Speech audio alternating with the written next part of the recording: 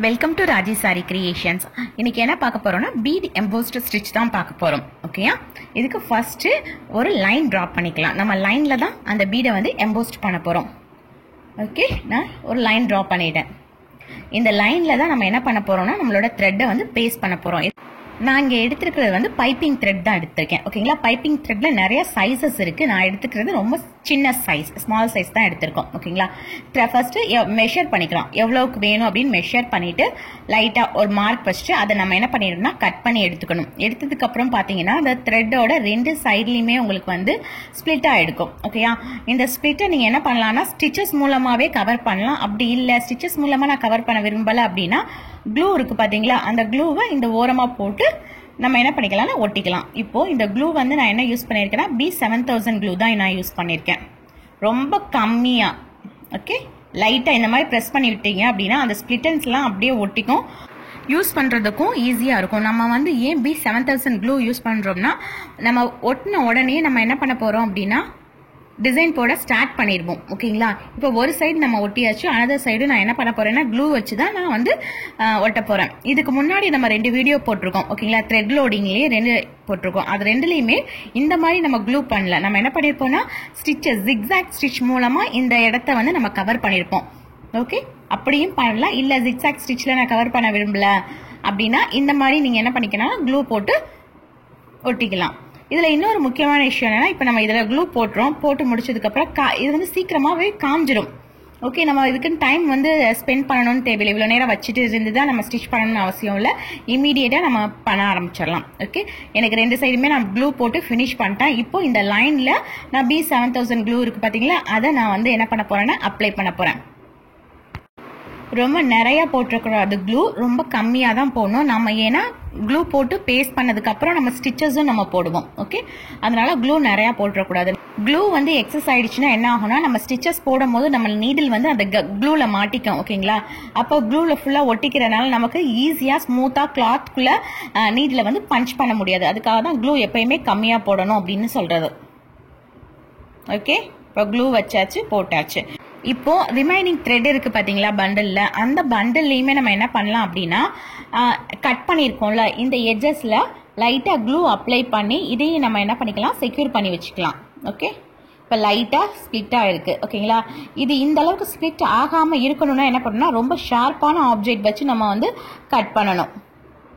இல்ல சிசர்ஸ் வந்து கொஞ்சம் வந்து ஷார்ப் இல்லை அப்படின்னா உங்களுக்கு என்ன ஆகும்னா கொஞ்சம் ஸ்பிளிட்னு இருக்கும். ஓகே, இதுல லைட்டா க்ளூ வச்சிட்டேன், இந்த மாதிரி அப்ளை பண்ணி விட்டுட்டேன் அப்படின்னா உங்களுக்கு என்ன ஆகாதுன்னா இந்த நூல் வந்து பிரியாது. அடுத்த தடவை போடுறதுக்கு ஈஸியா இருக்கும்.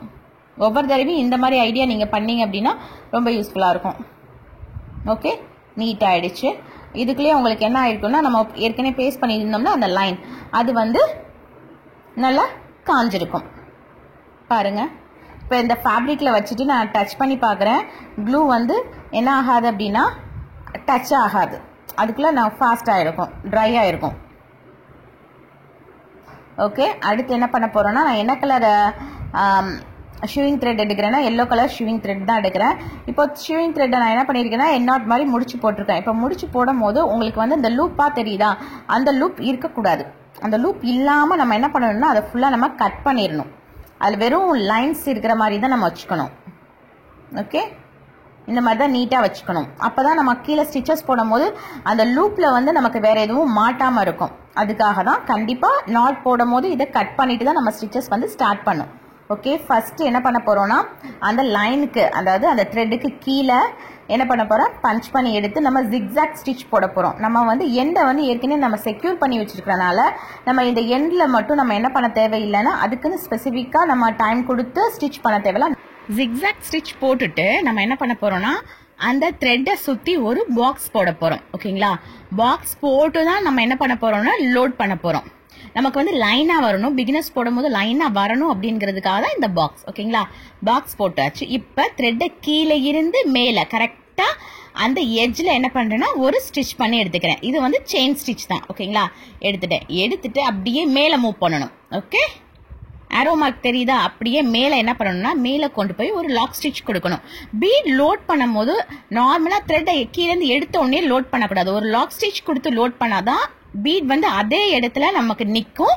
அடுத்தடுத்து ஸ்டிச் போடும்போது அந்த பிளேஸ்ல போட்டது வந்து மூவ் ஆகாது. ஓகேங்களா? இப்போ பீடை வந்து லோட் பண்ண போறேன். எனக்கு இது கிராஸா தான் நம்ம லோட் பண்ணுவோம். அப்படி லோட் பண்ணும்போது 2 பீடே போதும் இந்த சைடை வந்து கவர் பண்றதுக்கு. ஸோ 2 பீட் கொடுத்து நான் என்ன பண்ண போறேன்னா கீழே ஒரு ஸ்டிச் பண்ண போறேன். ஓகே, இப்போ கீழே ஒரு ஸ்டிச் பண்ணி பக்கத்திலேயே தான் நான் என்ன பண்ண போறேன்னா லாக் ஸ்டிச் கொடுக்க போறேன். இந்த ஸ்டிச்சுக்கு பக்கத்திலேயே லாக் ஸ்டிச். இப்போ லாக் ஸ்டிச் கொடுத்துட்டு பீட் வந்து லோட் பண்ணக்கூடாது. பீட் வந்து மேலேருந்து தான் நமக்கு லோட் பண்ணி வரணும். அப்போ நம்ம எங்கே கொண்டு போகணும், அப்படியே கிராஸாக போயிட்டு மேலே ஒரு செயின் ஸ்டிச் கொடுத்துட்டு பக்கத்தில் ஒரு லாக் ஸ்டிச் கொடுக்கணும். ஓகேங்களா? இந்த த்ரெட்டை வெர்டிக்கலாக கவர் பண்ணும் போது நம்ம என்ன பண்ணணும்னா செயின் ஸ்டிச் கொடுத்துட்டு தான் லாக் ஸ்டிச் கொடுக்கணும். இதே ஏதோ ஹரிசாண்டலாக நம்ம கவர் பண்ண வரோம் அப்படின்னா லாக் ஸ்டிச்க்கு கேப் விட்டுட்டு செயின் ஸ்டிச் கொடுக்கணும். இன் பிட்வீன் த கேப் சொன்னோம் பார்த்தீங்களா, அதில் வந்து திருப்பி லாக் ஸ்டிச் கொடுத்து கீழே வரணும். அதை சொல்கிறேன் பாருங்க. இப்போ அங்கேருந்து நான் வந்து செக் பண்ணுறேன். இப்போ எனக்கு 4 பீட்ஸ் வந்து ஃபுல்லாக கவர் ஆகுது. ஸோ அந்த 4 பீட்ஸையும் நான் உள்ளே போட்டுட்டு அந்த லைனில் தான் ஸ்டிச் பண்ணுறேன். ஓகே, அதுக்கு பக்கத்தில் ஒரு லாக் ஸ்டிச் கொடுக்குறேன். லாக் ஸ்டிச் கொடுத்துட்டு என்ன பண்ணணும், த்ரெட்டை மேலே மூவ் பண்ணி கொண்டு போயிடணும். ஓகே, மேலே மூவ் பண்ணி கொண்டு போகிறதும் பாருங்க. ஃபர்ஸ்ட் என்ன பண்ண போறேன்னா ஒரு ஸ்டிச் தான் பண்ணுறேன். ஏன்னா எனக்கு இன்னும் ஃபுல்லாக இந்த த்ரெட் வந்து கவர் ஆகலை. ஸ்டிச் பண்ணி அதுக்கு மேலே ஒரு லாக் ஸ்டிச் கொடுத்துட்டேன். லாக் ஸ்டிச் கொடுத்துட்டு இப்போ தான் நான் என்ன பண்ண போறேன்னா பீட் லோட் பண்ண போறேன். திருப்பி எத்தனை பீட் லோட் பண்ண போறேன்னு பாருங்க. இப்போ 4 பீட் கொடுத்தா எனக்கு என்ன ஆகலைன்னா த்ரெட் வந்து ஃபுல்லாக கவர் ஆகலை. அப்போ 5 பீட்ஸ் கொடுக்குறேன். ஓகேயா?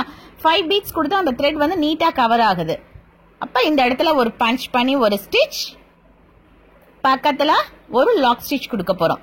ஓகே, இப்போ லாக் ஸ்டிச் கொடுத்துட்டு இப்போ மேலே போகிறோமா, மேலே போகும்போது பாருங்க சைடு ஃபுல்லாக நமக்கு அந்த த்ரெட் வந்து கவர் ஆயிடுச்சு. ஓகேயா? அதாவது வெர்டிக்கல் சைடு ஃபுல்லாக கவர் ஆயிடுச்சு. இனிமேல் ஹரிசாண்டல் சைடு ஃபுல்லாக நம்ம என்ன பண்ணணும், கவர் பண்ணணும். அப்போ கீழேருந்து மேலே போகிறோம் பார்த்தீங்களா, அப்போ என்ன பண்ணணும்னா ஏற்கனவே நம்ம பஞ்ச் பண்ணியிருக்கோம் பார்த்தீங்களா, ஸ்டிச்சஸ் லோட் பண்ணியிருக்கோம் பார்த்தீங்களா, பீடுக்கு பக்கத்தில் கொஞ்சம் கேப் விட்டுட்டு தான் நம்ம என்ன பண்ணணும்னா இப்போ கீழேருந்து போகிற ஸ்டிச்சை கொண்டு போகணும். ஓகே, கீழேருந்து அப்படியே மேலே போகிறோம் பாருங்க. இப்போ கொஞ்சம் கேப் விடுறது தெரியுதா, நான் எந்த இடத்துல பஞ்ச் பண்ணுறேன், கொஞ்சம் கேப் விட்டு தான் ஸ்டிச் பண்ணுறேன். ஸ்டிச் பண்ணிட்டு கொஞ்சம் மேலே போகிறேன். மேலே போயிட்டு செகண்டாக என்ன பண்ணுறேன்னா ஒரு லாக் ஸ்டிச் கொடுக்குறேன். அப்போ ஸ்டிச் ஃபர்ஸ்ட் பண்ணிட்டு தான் நம்ம என்ன பண்ணணும், லாக் ஸ்டிச் கொடுக்கணும். லாக் ஸ்டிச் கொடுத்துட்டு அப்படியே த்ரெட்டை முன்னாடி இழுத்துட்டு இப்போ பீட் வந்து லோட் பண்ணுறேன். ஓகே, லோட் பண்ணிட்டு நான் போட்டிருக்கேன் பார்த்தீங்களா லைன், அதுலேயே நம்ம என்ன பண்ணணும்னா ஒரு ஸ்டிச் ஒரு லாக் ஸ்டிச். கீழே பொறுத்தளவுக்கு நமக்கு ஸ்டிச் லாக் ஸ்டிச் மாறவே மாறாது, சேம் தான் ஃபர்ஸ்ட்லேருந்து லாஸ்ட் வரைக்கும். ஆனால் மேலே கொண்டு போகும்போது தான் என்ன ஆகும்னா ஃபர்ஸ்ட் வெர்டிக்கலாக ஃபில் பண்ணும்போது ஸ்டிச் லாக் ஸ்டிச் கொடுப்போம். அதுக்கப்புறம் ஹரிசாண்டலாக ஃபில் பண்ணும்போது லாக் ஸ்டிச் அப்படின்னு கொடுப்போம். கொஞ்சம் கேப் விட்டு ஸ்டிச் பண்ணியாச்சு. இன் பிட்வீன் கேப்ல நம்ம என்ன பண்ணிருக்கோம்னா லாக் ஸ்டிச் போட்டிருக்கோம். லாக் ஸ்டிச் போட்டு த்ரெட்டை இழுக்கிறோம். இழுத்தாதான் அந்த இடத்துல வந்து இழுக்கும் போது ஒரு நாட் மாதிரி விழுகும். அந்த நாட்ல நம்ம பீடு கொண்டு போய் அங்கிருந்து தான் ஃபில் பண்ணி இந்த சைட் கொண்டு வருவோம். எதுக்காக நான் இந்த லைன்ஸ்லயே நீங்க போடுங்க அப்படின்னு சொல்றேன்னா, இப்ப பாருங்க, இப்ப நான் லைன் போட்டிருக்கும் போதே எனக்கு 2 லைன் தெரியுதா கீழே. அப்ப நம்ம பஞ்ச் பண்ணும் போது லைன் போடாம நம்ம பஞ்ச் பண்ணும்போது என்ன பண்ணுவோம்னா எல்லாமே கரெக்டா ஸ்ட்ரைட்டா நம்மளால பஞ்ச் பண்ணி கொண்டு வர முடியாது. ஓகேங்களா? மிஸ்டேக்ஸ் வரும். அப்ப பார்க்க வந்து உங்களுக்கு வந்து நம்ம போற அந்த பீட் வந்து கர்வ் ஷேப்ல பெண்ட் ஆயிடும், லைட்டாவது பெண்ட் ஆயிடும். நமக்கு வந்து இந்த ஷேப் வந்து ஸ்ட்ரைட்டா இருக்கணும். அப்ப பெண்ட் ஆகக்கூடாது, ஸ்ட்ரெயிட்டா தான் இருக்கணும். அப்படின்னா நமக்கு ஸ்ட்ரெயிட்டா ஒரு லைன் போட்டு அதே லைன்ல நம்ம பஞ்ச் பண்ணிட்டு வரும்போது நமக்கு என்ன ஆயிடும், நீட்டா கிடைச்சிடும். ஓகே, கீழே வரும்போது பீடை லோட் பண்ணிட்டு ஒரு ஸ்டிச், பக்கத்துல ஒரு லாக் ஸ்டிச். இதுவே மேலே போகும்போது பீடுக்கு பக்கத்துல கேப் கொடுத்துட்டு ஒரு ஸ்டிச், அந்த அப்படியே மேலே போயிட்டு அந்த கேப்ல ஒரு லாக் ஸ்டிச். தெரியுதா? லாக் ஸ்டிச் கொடுத்துட்டு த்ரெட்டை மேலேருந்து தான் கீழே இழுத்து லோட் பண்ணணும். லோடிங் வந்து மேலேருந்து தான் கீழே வரணும். அதே மாதிரி லோடிங் கிராஸா தான் தெரியணும். ஒரு ஸ்டிச்,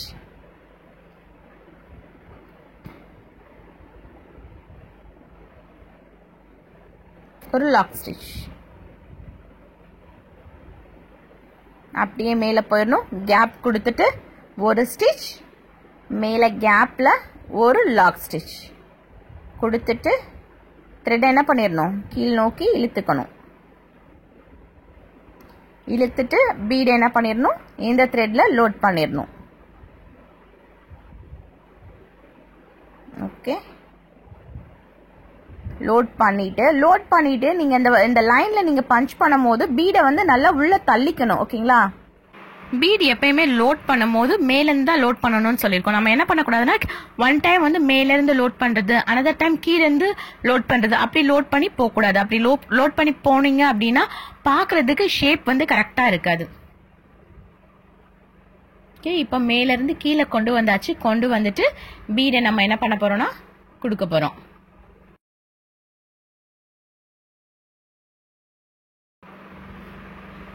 கீழே ஒரு ஸ்டிச், ஒரு லாக் ஸ்டிச். எப்பயுமே கிராஸாக தான் வரணும்.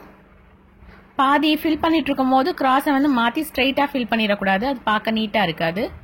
ஒன்ஸ் எந்த அளவுக்கு நீங்கள் கிராஸ் எடுக்கிறீங்களோ அதே கிராஸை ஃபைனலாக வர வரைக்கும் நீங்கள் கொண்டு வந்தால் ரொம்ப நீட்டாக இருக்கும்.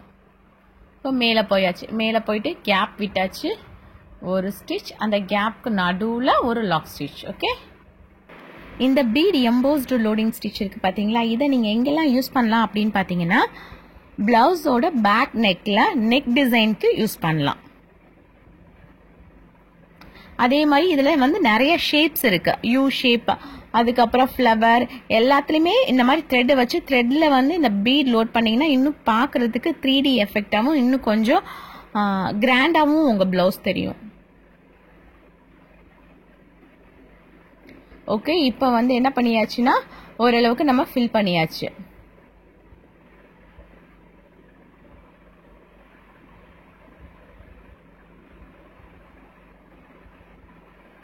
இப்போ பாருங்க, இப்போ இந்த லைன் போட்டிருக்கேன் பார்த்தீங்களா, லைனுக்கு பக்கத்துலேயே கொஞ்சம் கேப் இருக்குல்ல. நம்ம என்ன பண்ணுவோம்னா இந்த லைன்ஸ் போடாமல் நம்ம யூஸ் பண்ணும் போது இந்த கேப்பில் வந்து மேலும் கீழேயுமா நம்ம ஸ்டிச் பண்ண சான்சஸ் இருக்குது. ஓகேங்களா, அதனால தான் நீங்கள் லைனில் பண்ணுங்கள். இப்போ லைனில் பண்ணனால நமக்கு ஃபுல்லாக ஃபினிஷ் பண்ண போகிறோம். கரெக்டாக ஸ்ட்ரெயிட்டாக இருக்கா நமக்கு டிசைன் பார்க்குறதுக்கு, அதனால எப்பயுமே லைன்ஸ் போட்டு நீங்கள் பண்ணுங்கள். அது இன்னும் பார்க்க உங்களுக்கு பர்ஃபெக்டாக இருக்கும்.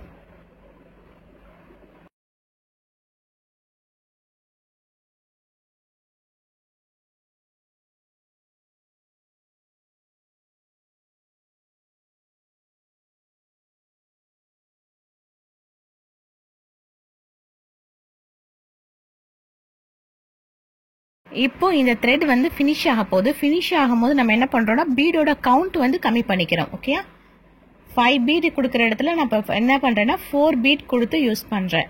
இப்போ எனக்கு என்ன ஆயிடுச்சுன்னா இன்னொரு ஸ்டிச் பண்ணணும்னு அவசியம் இல்லை, எனக்கு த்ரெட் வந்து ஃபுல்லாக கவர் ஆயிடுச்சு எல்லா சைடுமே. இப்போ இந்த லைன் நம்ம என்ன பண்ணியாச்சுன்னா ஃபினிஷ் பண்ணியாச்சு. ஓகே, இதுதான் வந்து பீட் எம்போஸ்டு. ஓகே, நீங்களும் ப்ராக்டிஸ் பண்ணி பாருங்கள். Thank you. Thanks for watching. Please subscribe my channel for more videos. Thank you.